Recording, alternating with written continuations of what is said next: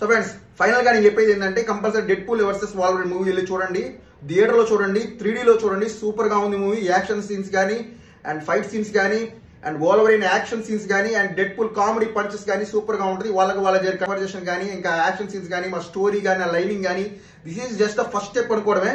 ఇంకా next step లో ఇంకా సూపర్ గా ఉంటుంది. ఇంకా సూపర్ మూవీస్ వస్తాయి, ఇంకా అదిరిపోద్ది ఇంకా. సో కంపల్సరీ మీరు వెళ్ళి చూడండి. సినిమా సూపర్ గా ఉంది. సూపర్ గా తీశారు షాన్ లెవీ గారు. ఆల్రెడీ షాన్ లెవీ గారు వీళ్ళ ముద్దరితో పనిచేశారు ముందు సినిమాల్లో. ఈ హ్యూ జాక్మెన్ గారితో ముందు ఈ సినిమాలో చేశారు రియల్ స్టీల్ అనే సినిమా, అది కూడా సూపర్ హిట్ మూవీయే. అండ్ రయన్ రెనాల్డ్స్ తో 2 సినిమాలు చేశారు దీని ముందే, ఆడమ్స్ ప్రాజెక్ట్ ఒకటి అండ్ ఫ్రీగా ఒకటి, 2 బ్లాక్ బస్టర్ మూవీస్. ఈ సినిమాలో ఇద్దరిని కలిపి ఒకటే సినిమాలో డెడ్పూల్ వర్సెస్ వాల్వరిన్ అనే మూవీలో చేస్తున్నారు ఆయన డైరెక్షన్ లో.